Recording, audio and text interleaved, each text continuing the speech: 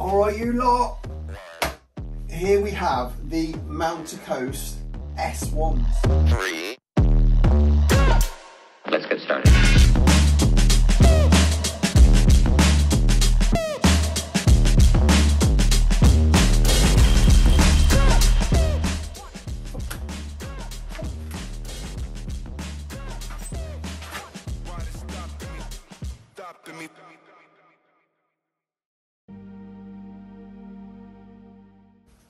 Trying to make a video here, buddy.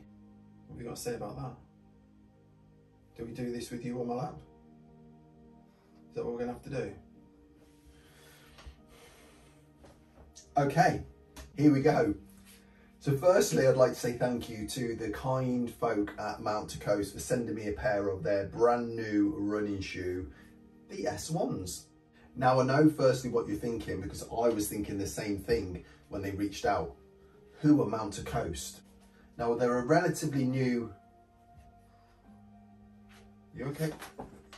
They're a relatively new running brand, but don't let that fool you, because the designers that have created this shoe have all come together from some of the larger brands to create the ultimate long distance road ultramarathon shoe. How does it compare, I hear you ask, to brands like Ultra, to Asics? Well, firstly, they stack up pretty good. So some of the shoes that I've run in the past, which are builders long distance road shoes, the Asics Gel Nimbus, these are the latest addition to 25s, and the Ultra FWD Experience. Are they the same?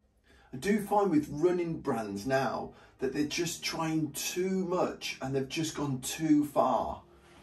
The Asics in comparison, so it's got one whole mesh upper. It's very, very thin, very, very light. Your feet feels like it moves about. The tongue is extremely thin. The heel cup is very, very minimal, but they are very cushiony. The Ultra, I would say, are not too dissimilar. One piece of upper, very light shoe, decent grip, 4mm drop, and a wide toe box. But the Mount to Coast are just something different, but not too different. They actually remind me a lot of the Cumulus 20s.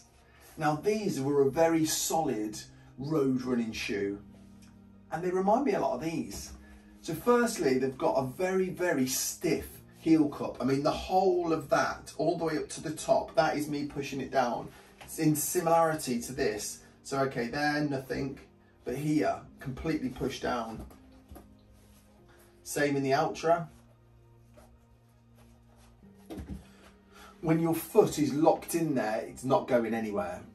They have a recycled material mesh that's very breathable, no hot spots. They've got a decent toe bumper on it, but again, it's very, very flexible. They're not light, but they're not heavy either. They've got a good grip on the sole, especially in wet conditions.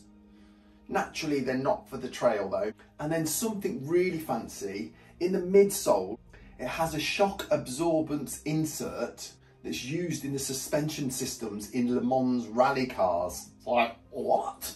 I don't even know what that is, but it sounds impressive. Some of the key facts on them, I will just pop on the screen here. But one of the most notable ones that I always look for in a trainer is the drop, and these have a 10mm drop from heel to toe. I would say as well, the fit is an in-between of these two. I do find the Asics quite narrow, and they're not too dissimilar to that in narrowing to the toe, whereas the Ultra have the wider toe box, but I don't get any bunching in the toes in these. I've done about 50 miles in them so far, with one of those runs being a 20-mile run, so my feet will have swollen on that, but I didn't get any hot spots, I didn't get any chafing, didn't get any crunching of the feet either. They are currently priced at $150. One thing I am eagerly awaiting is they are supposedly creating a trail version. Hopefully that comes in time for my 100-mile Ultra Trail Snowdonia in May next year. One additional crazy fact is, in March this year, 2024, There was a runner that took part in the joggle, so the John O'Groats to Land's End, wearing just one single pair of trainers, the S1s, covered over 600 miles in them, and they stood the test of time. In the first 50 miles as well, there's no notable wearing of the heels. I know they are very white, and everyone always comments how white they are. But again, for me, it's just no frills. We could be going garish colours like these, or even these, but they just do what you need them to do, be a running shoe.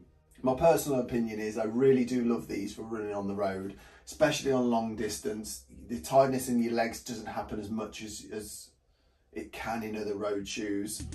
So I will continue to use these on the road. Thanks Mount Coast, and thanks for watching. Where's this dog? Come on. Come on up there. Oh. What do you think, buddy? You like it?